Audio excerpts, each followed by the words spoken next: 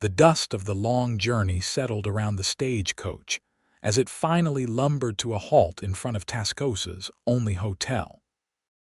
Delilah Foster's hands trembled as she gathered her modest belongings, knowing that arriving in this remote Texas panhandle town meant there was nowhere left to run from the whispers that had followed her across 3 states. The year was 1875, and the once bustling cattle town of Tascosa had seen better days. The Red River had flooded twice in the past year, leaving businesses struggling, and the townsfolk wary of newcomers who might drain their already limited resources. As Delilah stepped down from the coach, her long blue traveling dress caught on a loose nail, tearing slightly at the hem, one more indignity to add to the collection she'd accumulated over her 26 years of life. "First time in Tascosa, madam." The driver handed down her worn carpetbag, his expression curious but not unkind. "Yes," she replied, her voice barely audible above the sound of horses snorting and the distant piano music drifting from the Prairie Rose Saloon across the dusty street. "I've come to stay with my aunt." "Martha Calloway." The driver's eyebrows rose. "Old Widow Calloway, out at the edge of town," he whistled low. "That's a fair piece to walk, especially in this heat." Delilah nodded, squinting against the harsh Texas sun. She hadn't expected a welcome committee, but the reality of her situation alone in an unfamiliar town with 3 miles still to travel threatened to overwhelm her. The weight of why she'd come pressed down on her shoulders as heavily as the scorching summer heat. "Miss Foster." A deep voice called from across the street. "Miss Delilah Foster." Delilah turned to see a tall figure crossing toward her. The man moved with the easy confidence of someone at home in his body, his stride purposeful yet unhurried. The brim of his worn Stetson cast a shadow over his face, but as he drew closer, she could make out strong, weathered features and eyes the color of a summer sky. "I'm Noah Prescott," he said, touching the brim of his hat. "Your aunt sent me to collect you. Said the stage might be running late, but looks like it's right on time for once." Relief washed over Delilah, though it was quickly tempered by wariness. "That's very kind of you, Mr. Prescott, and of my aunt." "Just Noah is fine," he said, reaching for her carpetbag. "Got my wagon just around the corner. It's not the fanciest ride, but it'll get us to Martha's place faster than walking would." Delilah surrendered her bag with a nod of thanks. As they walked, she studied him from the corner of her eye. His clothes were practical, but well-maintained, a cotton shirt with the sleeves rolled up to reveal tanned, muscular forearms, denim trousers, and scuffed boots that had clearly seen many miles. A gun belt hung at his hip, the leather worn smooth with use, though she noticed he carried it more as a tool than as a statement. "How do you know my aunt?" she asked, breaking the silence as they approached a sturdy wagon hitched to 2 patient-looking horses. Noah helped her up onto the seat before answering. "I ranch the property that borders hers. Been neighbors going on 5 years now." He climbed up beside her and took up the reins. "Martha's good people. Helped me through some rough patches when I first came to Tascosa." The wagon lurched forward, and Delilah gripped the seat to steady herself. The town soon gave way to open country, vast and golden under the late afternoon sun. The landscape was dotted with mesquite and occasional clusters of cottonwoods near dried creek beds. It was beautiful in its stark simplicity, but also intimidating in its emptiness. "It's different from back east," Noah observed, correctly reading her expression. "Yes," she admitted. "Very different from St. Louis. That where you're from, most recently." She didn't elaborate, and he didn't press. They rode in companionable silence for a while, the rhythmic creaking of the wagon and the steady clip-clop of hooves creating a soothing cadence. Delilah found herself relaxing slightly for the first time in weeks. Your aunt said you might be staying a while, Noah commented eventually. Delilah tensed again. That's the plan. She's my last remaining family. Tascosa's not much, but it grows on you. Noah glanced at her with a small smile that softened his features. Folks here mind their business, mostly. Let a person be. The implication wasn't lost on Delilah that perhaps here, in this remote corner of the frontier, she might find the peace that had eluded her elsewhere. She wasn't convinced, but the thought was comforting nonetheless. As they approached a modest homestead nestled against a gentle rise, Delilah caught sight of a figure on the porch. Her Aunt Martha, thinner than Delilah remembered from childhood visits but still straight-backed and dignified, waved in greeting. Noah brought the wagon to a halt in front of the house. "Here we are, safe and sound," he said, jumping down and coming around to help Delilah descend. His hand was warm and calloused against hers, the touch brief but steadying. For a moment their eyes met, and Delilah felt an unexpected flutter in her chest. She quickly looked away, reminding herself why she had come to Tascosa and why attachments of any kind were no longer in her future. "Delilah," Martha called, coming down the porch steps with surprising agility for a woman in her 60s. "My dear girl, welcome." Delilah accepted her aunt's embrace, breathing in the familiar scent of lavender and baking bread that had always clung to Martha, even in Delilah's distant childhood memories. "Thank you for taking me in, Aunt Martha," she whispered. "Nonsense. Family is family," Martha declared, stepping back to examine her niece with keen eyes. "You're too thin. We'll fix that." She turned to Noah, who was unloading Delilah's bag from the wagon. "And thank you, Noah, for fetching her." "Will you stay for supper?" Noah shook his head. "Much obliged, Martha, but I should get back. Got some fence mending that won't wait till morning." He set Delilah's bag on the porch and tipped his hat to both women. "Miss Foster, it was a pleasure. I reckon we'll be seeing each other around." "Thank you for the ride, Mr. Prescott," Delilah said formally. His mouth quirked in a small smile. "Noah," he reminded her, before climbing back into his wagon and setting off toward a distant property visible only as a smudge on the horizon. Martha looped her arm through Delilah's and led her inside. The house was small but meticulously kept, with handmade curtains at the windows and a braided rug covering the plank floor of the main room. A fire crackled in the stone fireplace despite the summer heat outside, and the smell of stew bubbling in a pot made Delilah's stomach rumble. "Sit, sit," Martha urged, pushing Delilah toward the table. "You must be exhausted and half-starved. The journey from St. Louis is brutal, especially this time of year." As her aunt bustled about, serving up bowls of fragrant stew and slicing fresh bread, Delilah felt a weight lifting from her shoulders. Here, at least for now, she could simply be Martha's niece, not the woman who had fled her home in disgrace. Later, after the dishes were washed and put away, they sat on the porch watching darkness settle over the prairie. Stars emerged in breathtaking profusion, more than Delilah had ever seen in the city. "So," Martha said finally, her voice gentle, "your letter didn't say much, except that you needed somewhere to go. I'm happy to have you, child, for as long as you want to stay. But I wonder if you might want to tell me what brings you all the way to Tascosa." Delilah's hands twisted in her lap. She had rehearsed this conversation dozens of times on the journey west, but now that the moment had arrived, words failed her. "My husband, Frederick," she began haltingly. He died 6 months ago, pneumonia." Martha reached over and covered Delilah's restless hands with her own. "I'm sorry, dear, that's a heavy burden for someone so young." Delilah nodded, tears threatening. "We were married 4 years, and in all that time—" She swallowed hard. "In all that time there were no children, not for lack of trying, but something's wrong with me. The doctors in St.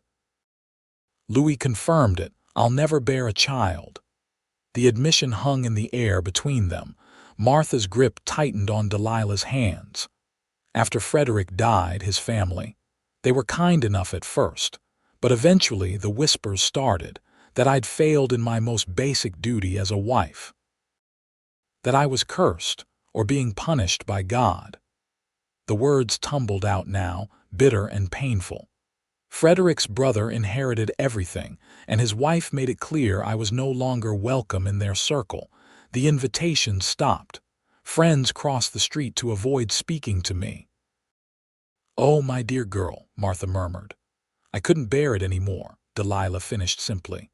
"So I came here where nobody knows me or what I am." "And what is that exactly?" Martha asked, her tone suddenly sharp. Delilah looked up, startled. I'm Barren, useless as a wife should be." Martha snorted. "Balderdash, you're a young woman who suffered a loss and a medical condition. Nothing more, nothing less." She stood, her silhouette straight and proud against the star-filled sky. "Out here, we judge people by their actions and their character. What happened to you isn't who you are, Delilah. Remember that." With those words, Martha went inside, leaving Delilah alone with her thoughts and the vast, indifferent beauty of the Texas night. The next morning dawned bright and hot, the summer sun already fierce by the time Delilah rose. She found Martha in the kitchen, kneading dough with strong, practiced movements. "Good morning, sleepyhead," her aunt greeted her. "There's coffee in the pot and eggs keeping warm in the oven. Once you've eaten, I could use your help with the garden. The beans and tomatoes are coming in faster than I can pick them." The simple domesticity was soothing after the chaos of the past months. Delilah ate quickly, then changed into a plain work dress from her meager belongings. Outside, the garden stretched along the south side of the house, surprisingly lush and well-tended for such arid country. "You've worked miracles here," Delilah commented, accepting a basket from Martha. "Just patience and hard work," Martha replied. "The soil's good if you treat it right, and I've got a spring that runs year-round. Makes all the difference out here." They worked side by side through the morning, harvesting vegetables and pulling weeds. Delilah's city-soft hands soon developed blisters, but she welcomed the pain. It was honest pain, earned through useful labor, so different from the hollow ache that had become her constant companion. Around midday, the sound of an approaching horse made them both straighten. Noah Prescott rode into view, leading a second horse laden with what looked like building supplies. "Ladies," he called in greeting, dismounting with fluid grace. "Hope I'm not intruding."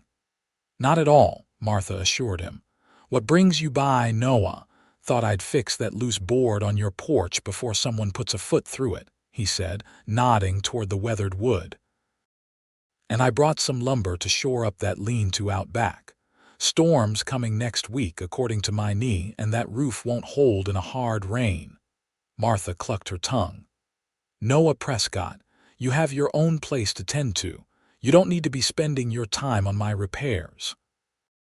"Got to be neighborly, Martha. You do the same." His gaze shifted to Delilah, taking in her dirt-smudged dress and the basket of vegetables at her feet. "Morning, Miss Foster. Settling in all right?" "Yes, thank you," Delilah said, suddenly conscious of how she must look, hair escaping its pins, face flushed from the sun. "And please call me Delilah."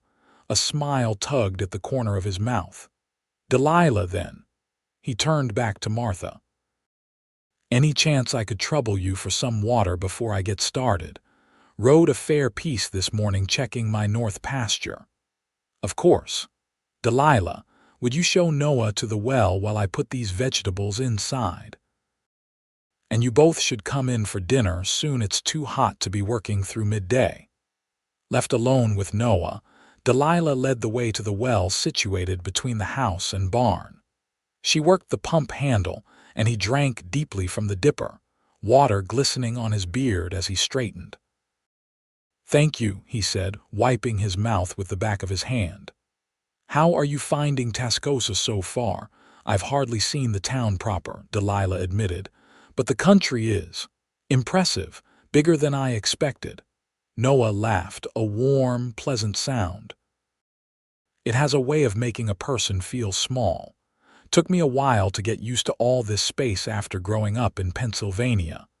He leaned against the well, studying her with those clear blue eyes. "Martha says you're from St. Louis." "Yes, though I grew up in Cincinnati." Delilah fidgeted with her apron strings. "This is all very different. Different can be good," Noah offered. "Fresh start and all that." Delilah looked away. "Sometimes a fresh start is the only option left." A thoughtful silence fell between them. Finally, Noah straightened and picked up his hat from where he'd set it on the edge of the well. "Well, I'd best get to that porch before Martha decides I'm just here to gossip." He settled the hat back on his head. "Maybe after dinner, if you're interested, I could show you around the property a bit. There's a nice view from the ridge behind the house." The invitation was casual, his manner friendly rather than forward, but Delilah still hesitated.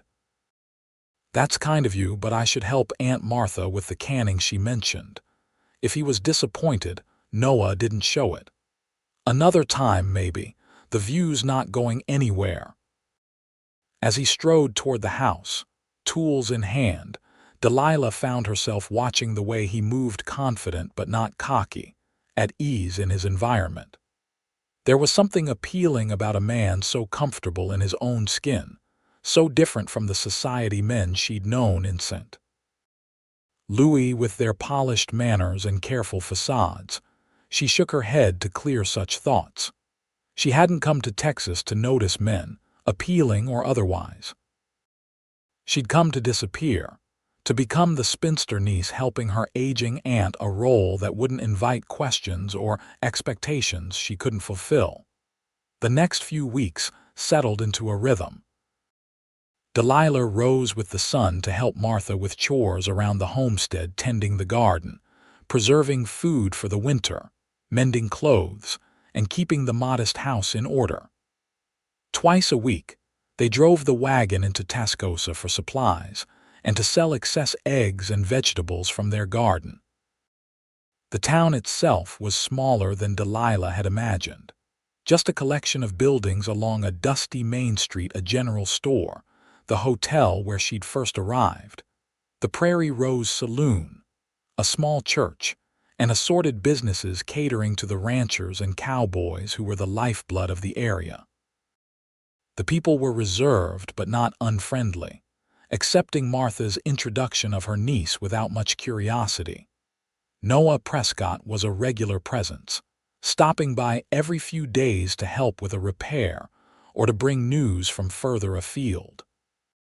Sometimes he stayed for dinner, entertaining them with stories of his cattle or tales from his travels before settling in Tascosa.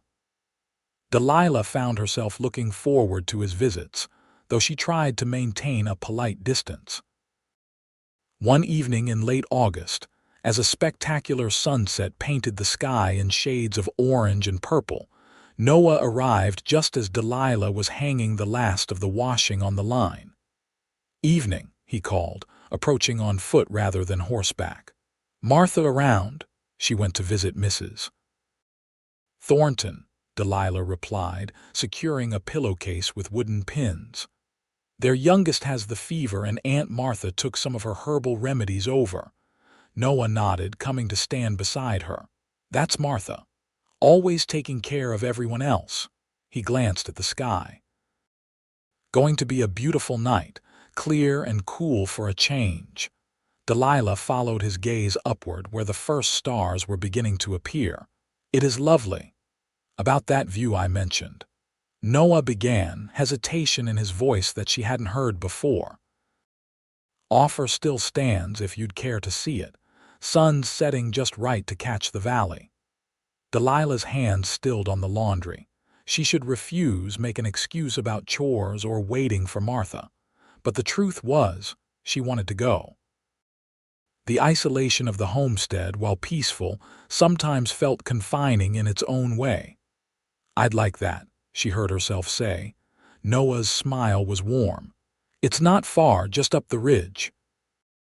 They walked side by side through the scrubby grass, following a faint trail that wound up the gentle slope behind the house.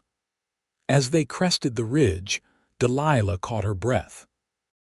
The valley spread out below them, bathed in the golden light of sunset, the meandering ribbon of a creek reflecting the fiery sky. In the distance, a herd of what must be Noah's cattle grazed, looking like toys from this height. "It's magnificent," she whispered. "Worth the climb, isn't it?" Noah settled on a flat rock, patting the space beside him in invitation. Delilah sat, careful to maintain a proper distance. For a time, they simply watched in silence as the sun sank lower, casting long shadows across the landscape. "I come up here to think," Noah said eventually. "To remember why I'm here when things get hard." "And why is that?" Delilah asked, genuinely curious. "Why Tascosa of all places?" Noah considered the question, his profile strong against the darkening sky. "Freedom, I suppose. After the war, I couldn't settle back into city life. Too many rules, too many memories." He flexed his left hand absently, and Delilah noticed for the first time a long scar running from his wrist to his knuckles. "Out here, a man can build something that's truly his on his own terms." "You fought in the war?" Delilah asked softly. "Union cavalry." 4 years that felt like 40. His voice was matter-of-fact without self-pity. "Came home different like most did. Found my fiancée had married my cousin while I was away." He shrugged. "Can't blame her. She thought I was dead for a while there." "I'm sorry," Delilah said, understanding loss in a way she hadn't before her own tragedy. "Ancient history now." Noah turned to look at her directly. "Martha mentioned you lost your husband. Recently?" Delilah nodded, her throat suddenly tight. 6 months ago." "That's still fresh," Noah said gently. "Grief has its own timeline." "It's not just grief," Delilah found herself saying, the words spilling out before she could stop them. "It's everything that came after, the realization that without him I had no real place, no purpose." Noah was silent for a moment, his gaze thoughtful. "Seems to me a person's purpose isn't tied to just one role or relationship. It's something you find for yourself." The simplicity of his statement struck Delilah. In St. Louis, her identity had been entirely wrapped up in being Frederick's wife, and before that, her father's daughter. The idea that she might define herself on her own terms was both terrifying and oddly liberating. "I'm not sure I know how to do that," she admitted. "You're doing it already," Noah pointed out. "Coming all this way, starting fresh, takes courage, or desperation," Delilah countered. Noah chuckled. "Sometimes they're the same thing." He stood, offering his hand. "We should head back before it gets too dark. Path can be tricky." Delilah accepted his help, her smaller hand enveloped in his warm grasp. As they descended the ridge, the first stars brilliant overhead, she found herself wondering if perhaps Tascosa might offer more than just an escape from her past. Maybe, just maybe, it could provide a future she hadn't dared to imagine. September brought cooler temperatures and the first hints of autumn to the Texas panhandle. The garden began to fade, though Martha's careful planning ensured they would have preserved vegetables to last through the winter. Delilah's days were filled with helping her aunt prepare for the coming cold months, banking hay around the foundation of the house, checking for drafts in the windows and doors, and ensuring the woodpile was stacked high enough to weather even the harshest winter. Noah continued his regular visits, though his time was increasingly consumed with preparations on his own ranch. Cattle needed to be moved to sheltered pastures, buildings reinforced against winter winds, and 1,000 other tasks that kept a rancher busy from dawn till dusk. Still, he made time at least once a week to ride over, sometimes bringing small gifts, a brace of rabbits he'd shot, a jar of honey from a wild hive his ranch hands had found, or once, most precious of all, a book of poetry that had somehow made its way to Tascosa's general store. "Thought you might enjoy this," he'd said, almost shy as he handed her the slim volume. "Noticed you don't have much to read around here." The thoughtfulness of the gesture had touched Delilah deeply. That night, after Martha had gone to bed, she sat by the fire reading Tennyson's verses, savoring the connection to the wider world of ideas and beauty that she'd feared lost to her forever. One crisp October morning, Delilah was alone at the homestead, Martha having gone into town for supplies and to check on several ailing neighbors. As she hung the breakfast dishes to dry, a commotion outside drew her attention. Through the window, she saw Noah riding hard toward the house, another horse following with an empty saddle. Heart racing, she hurried outside, wiping her hands on her apron. "Noah, what's wrong?" He dismounted quickly, face grim. "Martha's had an accident. Her wagon overturned on the road to town. Doc Wilson's with her now, but she's asking for you." Fear clutched at Delilah's chest. "How bad is it?" "Broken legs, some cuts and bruises. Could have been worse." Noah nodded toward the second horse. "Can you ride? It'll be faster than hitching up your wagon." "Yes, I can ride," Delilah said, though in truth it had been years since she'd been on horseback. "Let me get my shawl." Minutes later, they were galloping toward town, Noah leading the way and occasionally glancing back to ensure Delilah was managing. The ride was jarring and uncomfortable, but fear for her aunt overrode any physical discomfort. They reached Tascosa in record time, tying their horses outside the doctor's small house at the edge of town. Noah helped Delilah dismount, his hands steady at her waist as her trembling legs found the ground. "She's going to be all right," he reassured her, his voice low and certain. "Martha's made of stern stuff."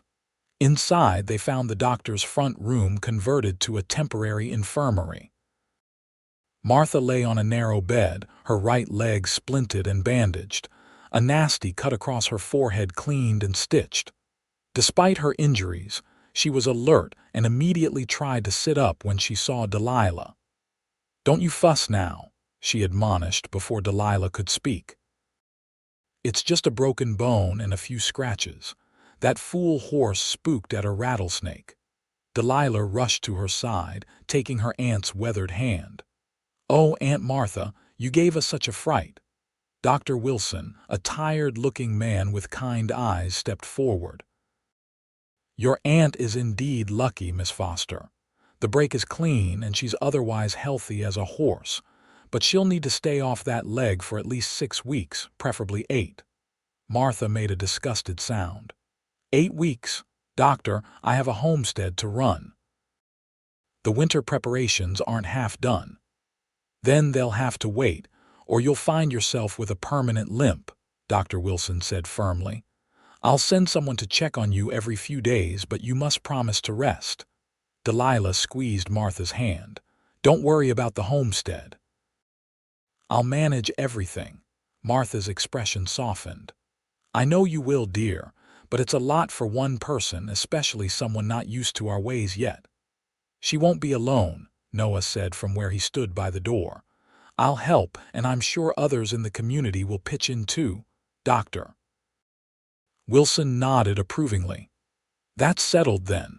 Mrs. Calloway can go home tomorrow if someone stays with her tonight.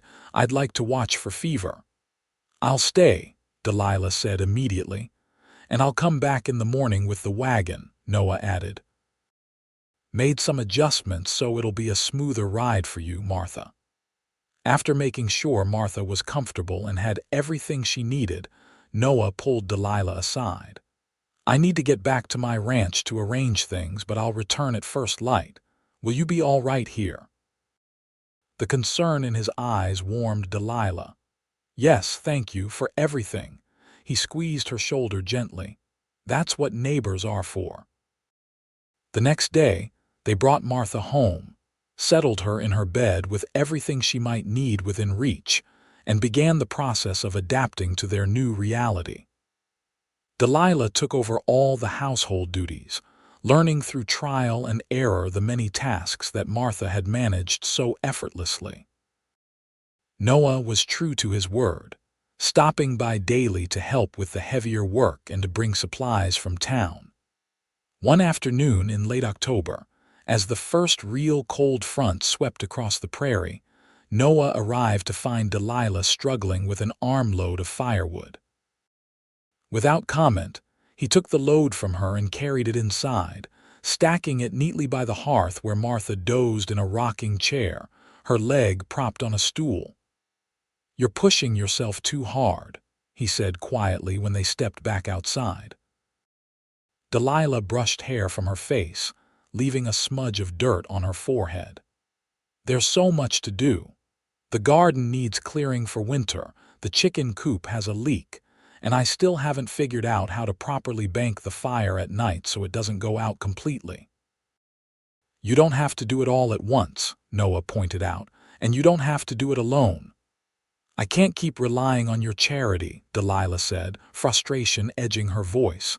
"You have your own ranch to manage." Noah studied her for a moment, then said, "Come with me. I want to show you something." Curious despite her exhaustion, Delilah followed him to the corral where his horse was tethered. Instead of mounting, however, Noah reached into his saddlebag and pulled out a bundle wrapped in oilcloth. "My mother's journal," he explained, unwrapping it carefully. "She came west with my father in '42, long before the war. They settled in western Kansas initially, right on the edge of Indian Territory." He opened the journal, the pages yellowed with age but the handwriting still clear. "Read this part," he said, pointing to an entry halfway down the page. Delilah took the book, reading aloud. "October 15, 1842. The Wilson family from the next homestead came today bringing a quarter of venison and help with the roof. Mr. Wilson says we'll never survive the winter alone, and he's right. Out here, no one can stand entirely on their own.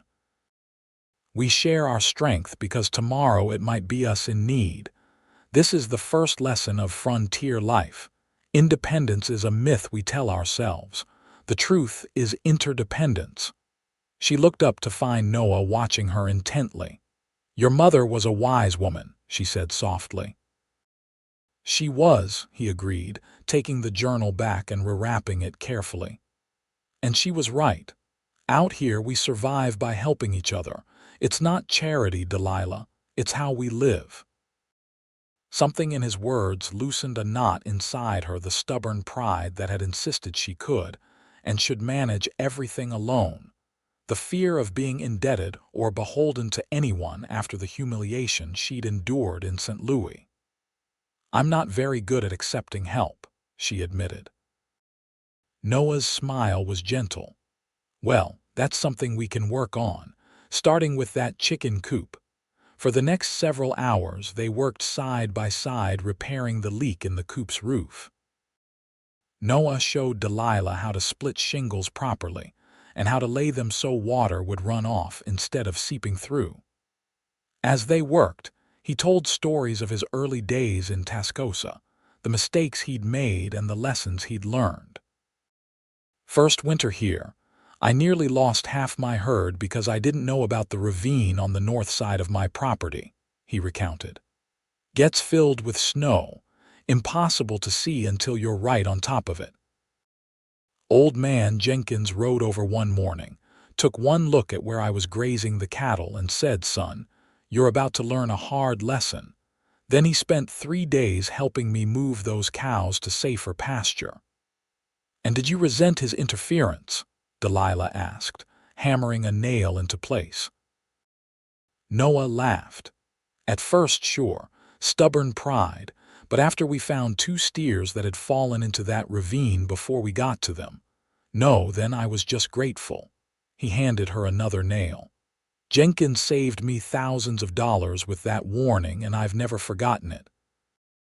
Now I try to do the same for newcomers. As the sun began to set, they stood back to admire their handiwork. The coop was now weatherproof, the chickens already settling in for the night. "Thank you," Delilah said sincerely, "not just for the help but for the lesson too." Noah's gaze was warm as it rested on her face. "You're a quick learner, Delilah Foster." Something in the way he said her name made her heart beat faster. She looked away, suddenly flustered. "I should check on Martha and start supper. Would you? Would you like to stay?" "I'd be honored," he replied, and the simple sincerity in his voice made her believe him. That evening marked a turning point. As autumn deepened into winter, Delilah stopped resisting the help that came her way, not just from Noah but from the wider community of Tascosa. Mrs. Jenkins from the general store sent over preserves and advice on winterizing the house. The blacksmith's wife showed her how to make soap using tallow and lye. Even the taciturn bartender from the Prairie Rose contributed, arriving one morning with a wagon load of split firewood, just because we had extra. Martha, confined to the house but improving steadily, watched with knowing eyes as Delilah gradually found her place in the community. And she particularly noted the way her niece's face brightened whenever Noah Prescott's tall figure appeared on the horizon. "That man's sweet on you," she observed one evening as they sat by the fire, Martha knitting while Delilah mended a tear in one of Noah's shirts that he'd left behind after helping slaughter a pig for winter meat. Delilah's hand stilled. "Don't be ridiculous, Aunt Martha. He's just being neighborly, like everyone else." "Hum," Martha hummed skeptically. "Is that why he rides 5 miles out of his way almost every day when he has a ranch that needs tending? Pure neighborliness." Heat rose in Delilah's cheeks. "He feels responsible for us while you're injured." "That's all." Martha set her knitting aside. "Delilah, look at me." When her niece reluctantly met her gaze, Martha continued gently, "You're allowed to be happy again, you know. Frederick would have wanted that." Tears pricked at Delilah's eyes. "It's not that simple." "Because you can't have children." Martha's directness was startling. "Have you told Noah?" "Of course not." Delilah was horrified at the thought. "And I won't. He deserves a whole woman, someone who can give him a family." Martha's eyes flashed. "You are a whole woman, Delilah Foster. Being barren doesn't make you less of a person, less deserving of love." "You don't understand," Delilah said, rising abruptly and going to stare out the window at the star-filled night. "In St. Louis, after Frederick died and word got out about my condition, I saw how people looked at me. With pity or worse, contempt, as if I had failed at the most fundamental purpose of a woman. And do you believe that?" Martha's voice was soft but challenging. Delilah's silence was answer enough. "Oh, my dear girl," Martha sighed. "Come here." Reluctantly, Delilah returned to sit beside her aunt, who took her hands firmly. "Listen to me. Out here, we value people for what they contribute, not just for their ability to reproduce. Look at old man Jenkins. Never had children, but he's the backbone of this community. Or widow Simmons, who lost her only son in the war but has raised half the orphans in the county." Martha squeezed Delilah's hands. "Your worth isn't in your womb, child. It's in your heart, your hands, your mind." Delilah wanted desperately to believe her, but years of societal conditioning were not so easily overcome. "Even if what you say is true, Noah should know the truth before anything happens between us. And once he knows, whatever feelings he might have will change." Martha looked skeptical. "You don't give the man much credit." "I'm just being realistic," Delilah insisted, rising again. "Now it's late and you need your rest." As she helped Martha to bed, her aunt's words echoed in her mind. Could Noah really see beyond her barrenness? Or would he, like everyone in St. Louis, view her as somehow fundamentally flawed. Delilah didn't have long to ponder the question. The next day, the first major storm of the season descended on Tascosa, bringing howling winds and driving sleet that coated everything in a treacherous layer of ice.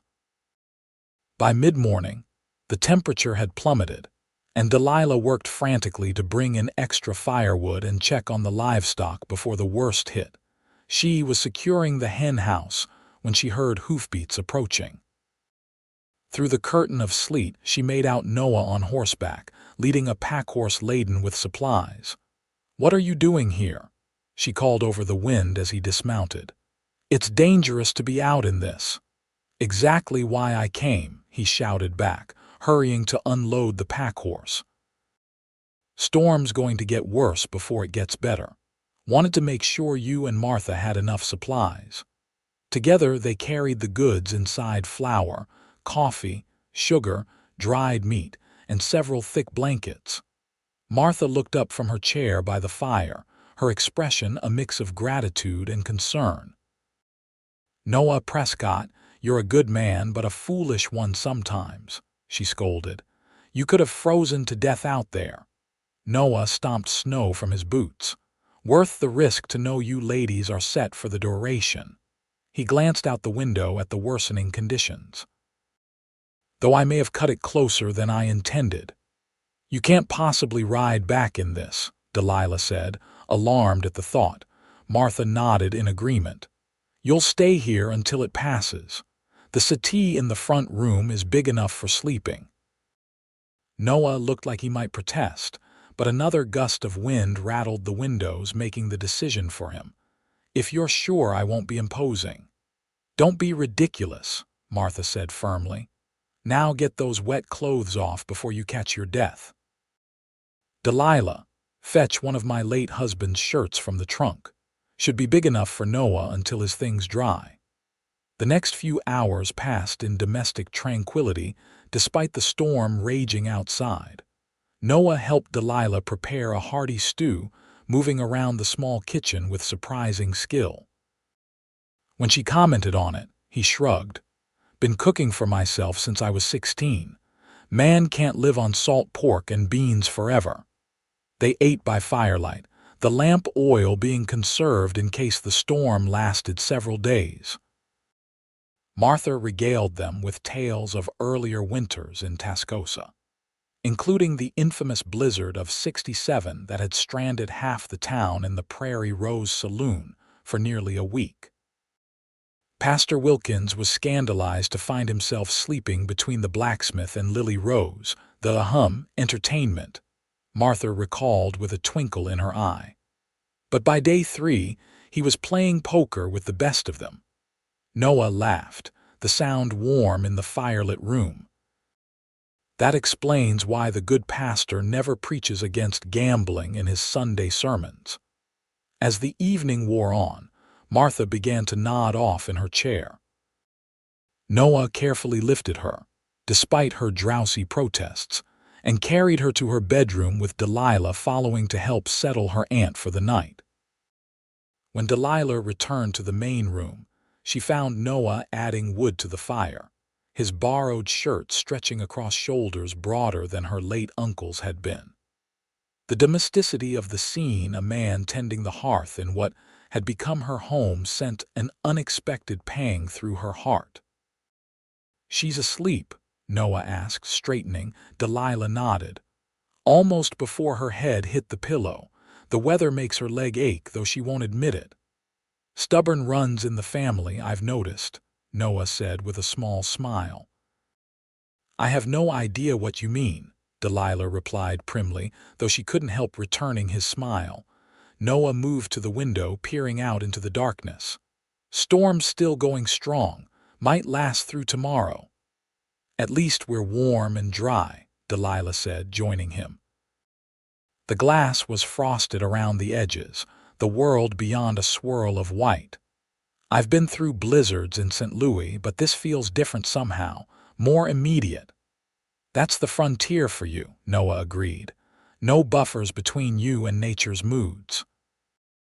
He turned to face her, his expression suddenly serious. "Delilah, there's something I've been wanting to talk to you about." Her heart skipped. "Oh." Noah ran a hand through his hair, a rare gesture of nervousness from a man usually so composed. "I know you came to Tascosa running from something. I've respected your privacy about that, and I still do, but I want you to know that whatever it is, it doesn't change how I see you." Delilah swallowed hard. "You don't know what you're saying." "I think I do." He took a step closer. "I've watched you these past months, seen how you've adapted to a life that must be completely foreign to you. How you've cared for Martha, learned new skills, opened yourself to this community, despite whatever pain you carried here." "Noah," Delilah began, but he gently raised a hand. "Let me finish, please. I'm not good with fancy words, but I need to say this." His blue eyes held hers steadily. "I'm falling in love with you, Delilah Foster. I think maybe I started falling that first day when you stepped down from the stagecoach looking both terrified and determined. And every day since has only made me more certain." Tears filled Delilah's eyes. "You can't love me. You don't know me, not really." "I know enough," Noah said simply. "I know you're kind and brave. I know you work hard and don't give up, even when things are difficult. I know you read poetry by firelight and sing to yourself when you think no one's listening. And I know there's sadness in you that runs deep." He reached out slowly, giving her time to pull away, and brushed a tear from her cheek. "I'd like the chance to help ease that sadness if you'll let me." The tenderness in his touch nearly undid her. "Noah, there are things about me, things you should know before whatever it is we can face it together," he interrupted gently. Delilah shook her head, stepping back. "Not this. This isn't something that can be fixed or overcome." Noah's hand fell to his side, hurt flickering across his features before he masked it. "I see. Then I've misread things between us." "No," Delilah said quickly, her heart aching at his withdrawal. "Your feelings aren't unwelcome, but they're based on an incomplete understanding." "Then help me understand," Noah urged. "Whatever it is, Delilah, it can't be as insurmountable as you think." The moment stretched between them, filled with the crackling of the fire and the howling of the wind outside. Delilah knew she stood at a crossroads. She could continue to hide behind her shame, protecting herself from potential rejection, but also closing the door on what might be her last chance at happiness. Or she could risk everything, lay her deepest wound bare, and trust this man who had shown her nothing but kindness and respect. Drawing a deep breath, she made her choice. "I can't have children," she said, the words coming out in a rush. "The doctors in St. Louis confirmed it. Something's wrong with me, something they can't fix. After Frederick died, his family—" Her voice faltered. "They made it clear I was worthless as a wife, that no man would want a barren woman." Noah's expression remained unchanged, his eyes steady on hers. "Is that all?" Delilah blinked, taken aback by his response. "All? Isn't it enough? I can never give you children, Noah. Never continue your name or legacy." "Delilah," Noah said softly, moving closer again. "Do you think that's all I want from you? A brood mare?" Put so bluntly, the notion sounded absurd, but it was precisely what Frederick's family had reduced her to. "It's what a wife is supposed to provide," she said, echoing the cruel words that had been thrown at her in St. Louis. Noah's expression hardened. "Says who? Some city folks with nothing better to do than judge others." He shook his head. "That's not how we measure a person's worth out here." "But don't you want children?" Delilah pressed, needing to be absolutely clear. "A son to inherit your ranch someday." "Would I welcome children if they came?" "Sure," Noah admitted. "But there are plenty of orphans in this world who need homes. And more importantly, what I want is a partner. Someone to share my life with, to face whatever comes together." His voice softened. "Someone like you, Delilah. The hope that bloomed in her chest was almost painful in its intensity. "You really mean that? My condition doesn't diminish me in your eyes?" Noah reached for her hands, enfolding them in his own. "You're not diminished in any way. You're exactly enough, just as you are." The tears came freely now, years of shame and self-doubt releasing in a flood. Noah drew her gently into his arms, holding her as she cried, his strength a shelter in the storm, both literal and emotional. When her tears finally subsided, Delilah pulled back enough to look up at him. "I'm afraid to believe this is real," she confessed.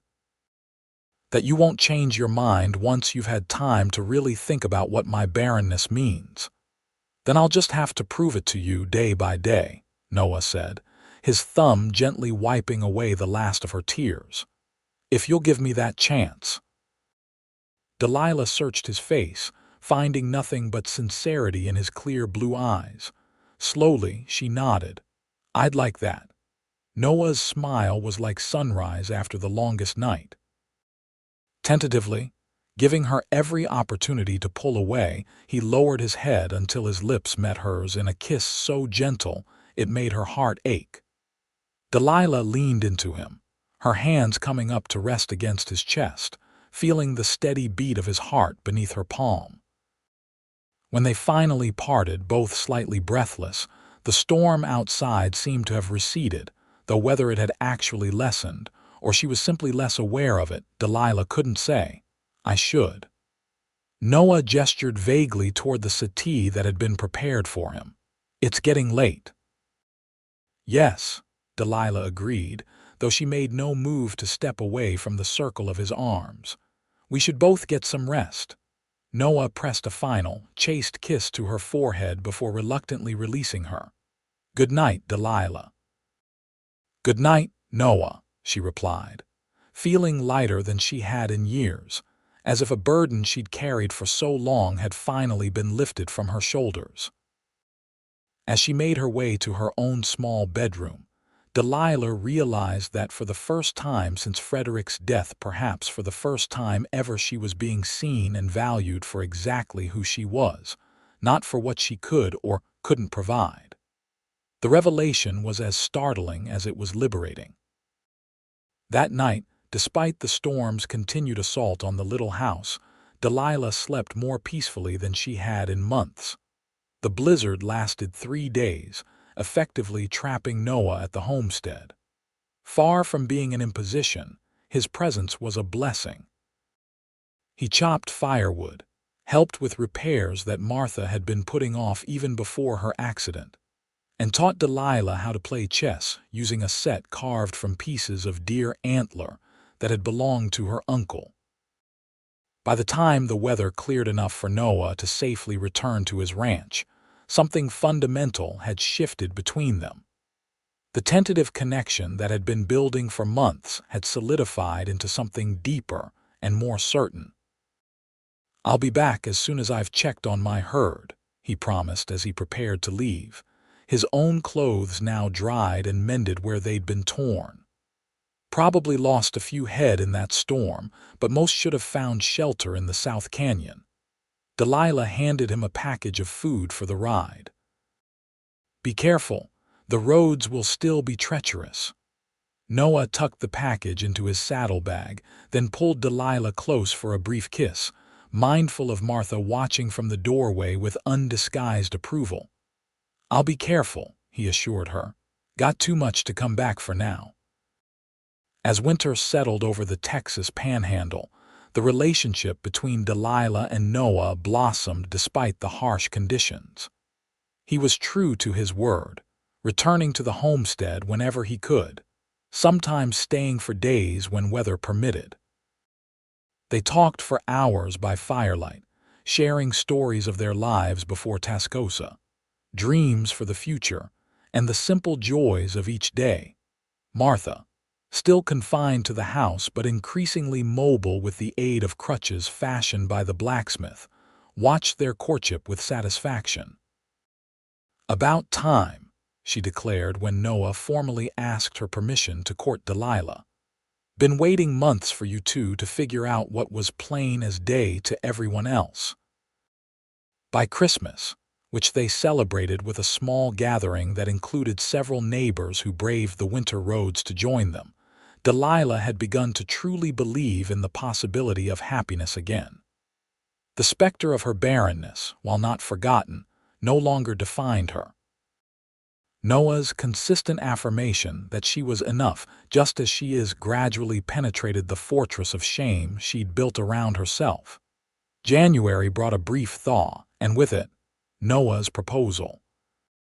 They had ridden to his ranch, so Delilah could see it properly for the first time, a modest but well-built house set against a backdrop of rolling hills, with outbuildings for the ranch hands and corrals for the horses and cattle. "It's not fancy," Noah said as they stood on the porch overlooking his land, "but there's room to grow." Delilah leaned against the railing, taking in the peaceful vista. "It's beautiful, Noah. You've built something wonderful here." "It's missing something, though," he said, turning to face her. "Someone to share it with." Delilah's breath caught as Noah reached into his pocket and pulled out a simple gold band. "This was my mother's," he explained. "My father gave it to her when they decided to go west together. Said it was a promise that whatever adventures lay ahead, they'd face them as one." He took Delilah's hand, his eyes earnest. "I'm asking you to face the future with me, Delilah, to be my wife, my partner in everything.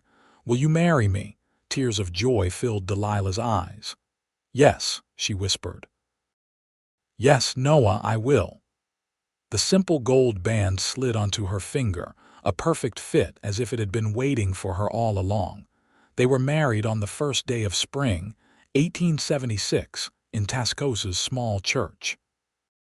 Martha, finally free of her cast but still walking with a slight limp, beamed with pride as she gave her niece away. The entire community turned out for the celebration, a testament to how fully Delilah had been embraced by the town that had initially seemed so foreign to her. As they exchanged vows, Noah's voice rang clear and sure. "I promise to cherish you exactly as you are, to face each day's challenges and joys by your side, and to remind you always that you are more than enough for me." Delilah's own vows, spoken through happy tears, echoed his sentiment. "I promise to trust in your love when doubts arise, to stand with you through whatever life brings, and to believe, as you've taught me, that our worth lies not in what we can or cannot do, but in who we are together."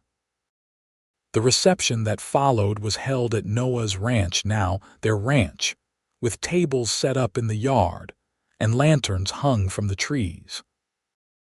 There was music from a fiddle and harmonica, dancing that lasted well into the night, and enough food to feed half the county, courtesy of the women of Tascosa, who had taken Delilah under their collective wing.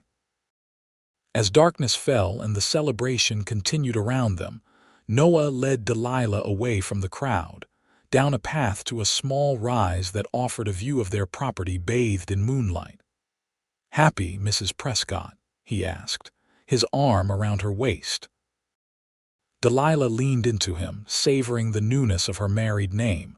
"Happier than I ever thought possible," she admitted. "A year ago I couldn't imagine a future beyond survival, and now—" "And now," Noah prompted, pressing a kiss to her temple. "Now I see possibilities everywhere," Delilah said, turning in his arms to face him. "Because of you, because you truly saw me when I couldn't even see myself." Noah's kiss was tender, a promise of the night to come and all the days that would follow. "I'll always see you, Delilah, always." The years that followed brought both joys and sorrows, as all lives must. The ranch prospered under their joint stewardship, with Delilah bringing her organizational skills and eye for detail to complement Noah's practical knowledge and hard work. They weathered droughts and floods, market fluctuations, and the changing landscape of the West, as railroads pushed further into Texas, and civilization gradually encroached on the frontier. Martha lived with them until her peaceful passing in 1880, by which time she had become Grandma Martha, to three young siblings, Emma, James, and Thomas, orphaned by a cholera outbreak in a nearby settlement. Noah and Delilah had taken the children in without hesitation, giving them a home filled with love and stability. "They need us, and we have room in our hearts," Noah had said simply when they first discussed the possibility of adoption. "Isn't that what family is really about?"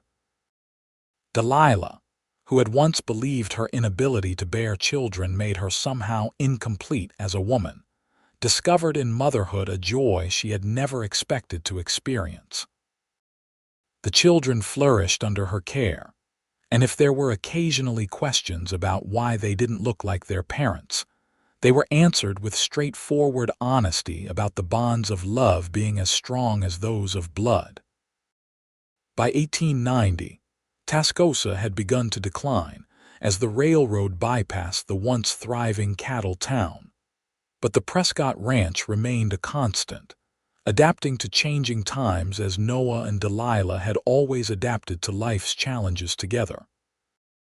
Their adopted children grew into capable, compassionate adults who eventually brought grandchildren for Noah and Delilah to dote on. And on quiet evenings, when the day's work was done, and they sat together on the porch watching the sun set over land that had witnessed their entire life together, Delilah would sometimes remember that fateful winter night when Noah had first told her she was enough just as she was. "Do you ever regret it?" she asked once, after nearly 20 years of marriage. "Not having children of your own blood?" Noah, his hair now streaked with silver but his eyes still that same clear blue that had first captivated her, looked at her with surprise. "Our children are our own, Delilah. In every way that matters." "You know what I mean," she persisted gently. Noah took her hand, the same hand that had worn his mother's ring for 2 decades. "Not for a single day," he said with absolute certainty. "The life we've built together, the family we've created, it's more than I ever dreamed of having. You are more than I ever dreamed of finding." As twilight deepened into night, stars appearing one by one in the vast Texas sky, Delilah rested her head on her husband's shoulder. The Barren girl who had arrived in Tascosa, full of shame and fear, had long ago transformed into a woman secure in her worth and her place in the world. And it had all begun with one man's simple, profound truth, that she was enough, just as she was. In the years that followed, as Tascosa eventually faded and newer communities rose to prominence, the Prescott Ranch remained a cornerstone of the area. Noah and Delilah's reputation for fairness, hard work, and generosity ensured that even as neighbors came and went, their place in the community remained steadfast. Their children, Emma, James, and Thomas, each found their own paths. Emma, the eldest, married a schoolteacher from Amarillo and opened a small but respected school on the edge of the Prescott property, ensuring that local children wouldn't have to travel for miles to receive an education. James took to ranching with a passion that matched Noah's, eventually managing much of the day-to-day operations as Noah and Delilah grew older. And Thomas, the youngest and most adventurous, studied law in Austin before returning to the Panhandle to advocate for fair treatment of small ranchers as large cattle companies increasingly dominated the landscape. Through it all, Noah and Delilah's partnership remained the steady center around which their family revolved. They weathered the turn of the century together, marveling at new inventions like telephones and automobiles that gradually made their way to even remote areas of Texas. They celebrated their golden anniversary in 1926, surrounded by children, grandchildren, and even a few great-grandchildren, a living legacy that went far beyond biological connection. And when Noah passed peacefully in his sleep in 1928, at the age of 85, Delilah felt not only profound grief, but also immense gratitude for the life they had shared. She lived 5 more years, long enough to see their ranch weather the beginning of the Great Depression without failing, long enough to know that the values they had instilled in their family would carry on. On her deathbed, surrounded by the family she and Noah had created together, Delilah shared a final wisdom with her granddaughter who had asked about the secret to her remarkable life. "The greatest gift anyone ever gave me," she said, her voice weak but her eyes still bright, "was seeing me for who I truly was and loving me completely, not despite my flaws or limitations, but with them as part of the whole. Noah taught me that we are all enough, just as we are. Once I believed that about myself, I could see it in others too." She squeezed her granddaughter's hand. "That's the legacy I hope we leave, not this land or these buildings, but the understanding that love doesn't demand perfection. It simply asks for truth." Delilah Foster Prescott died the next morning as dawn broke over the land she had come to love. She was buried beside Noah on a gentle rise overlooking their ranch, where wildflowers bloomed each spring and the vast Texas sky stretched endlessly overhead. The simple headstone bore not only their names and dates, but also the words that had changed the course of Delilah's life. "You are enough, just as you are." And in the stories told by their descendants, in the continued prosperity of the land they had nurtured, and in the community they had helped to build and sustain, Noah and Delilah's love endured proof that, sometimes, the most barren ground can, with patience and care, yield the most abundant harvest of all.